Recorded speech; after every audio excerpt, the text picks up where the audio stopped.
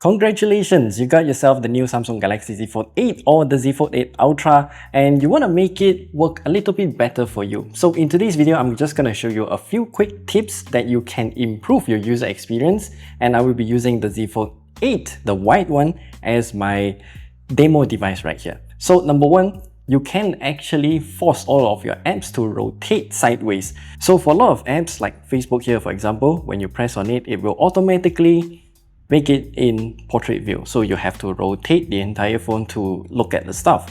So how do you quote unquote fix this? Well, you can do this. Hit into the settings menu and then you can scroll down somewhere to advanced features, go to labs, and then you can see landscape view for portrait apps. You can click on that. Then you can actually just enable this option for all the apps that you have installed on your device. So once we enable it for Facebook, what we can do now is that when we launch Facebook, it will become like this. It's not perfect because it will still force the app into portrait view, but you can see we have this little button right here. When we press on it, we can make it go back to full screen view or rotate it to portrait view. I personally wouldn't suggest you to do anything here because if you go full screen, then we just stretch everything like this, and then your post views will be very, how do you say this, obstructed, because you cannot view one post per view like this. You have to scroll down to get a full view of what's the post about. So again, that's why I personally will just keep it like this. When we are in the subject of just seeing everything with one view, you can actually hide the bottom bar here. So of course, what you can do is just enable gesture navigation. I'm just gonna search it here. You can see that the view is a lot larger now when we switch it to gesture navigation. So you just have one little semi-transparent gray bar at the bottom here. But I also want to hide this gesture hint. They call it gesture hint. So what you can do is to install something called Good Lock, which I have already installed here. It's kind of difficult to find since I have so many apps installed and all of them are arranged in a very random manner. So in Good Lock, you can install something called Navstar, and once you have Navstar installed, you launch it and then you turn on Navstar and then you enable the extra gesture settings right here. And then when you go back to your settings menu, where is the settings menu? You will have the option to disable the gesture hint. So when you disable it, it gives you a true full screen experience without the semi-transparent bar at the bottom here. And then, as what you have seen just now, typing on the Galaxy Z Fold 8 is kind of a pain because when you unfold it, the device is very wide. So by default, you will be using Samsung keyboard and it will have this split keyboard view. Personally, I don't use Samsung keyboard because I think it's kind of clunky and I also prefer to use swipe typing a lot. So I installed Gboard, and Gboard to me works a lot better, and you do have some duplicate keys as well, like the G button here, so you can type G key with both fingers.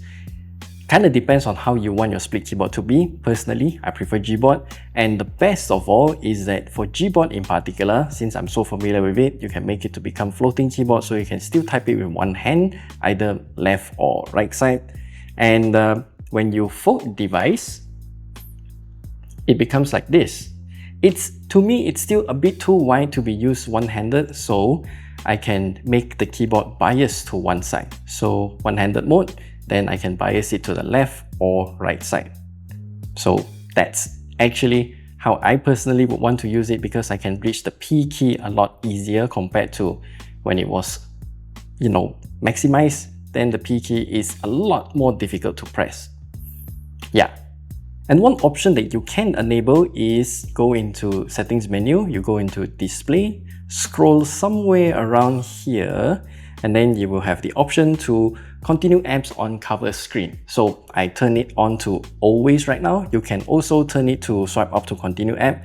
So what this means is that, let's just say we open Google Chrome, for example. So for Google Chrome, browsing the website on the unfolded display. So when we fold it, it will ask us to swipe up.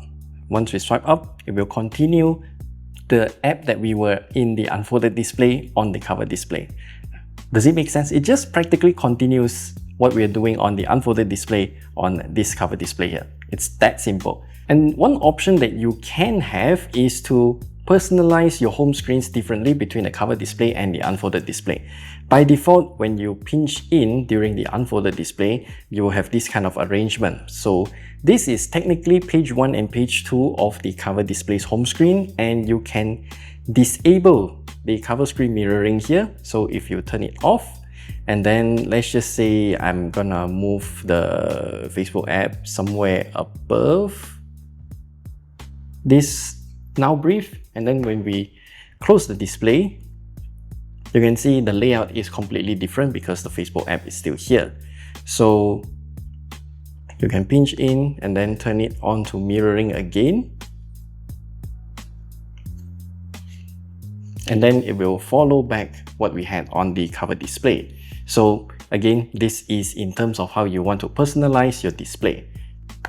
And that's it. That's all that we have for you here today. So these are some of the tips that I personally will use on my Samsung foldable devices. It can work on both the Galaxy Z Fold 8 and the Z Fold 8 Ultra, or even the S series of smartphones, because disabling the gesture hint will work there as well. And yeah, if you have any other tips that you would like to share, then leave them down in the comment section below, and we will see you guys in the next video.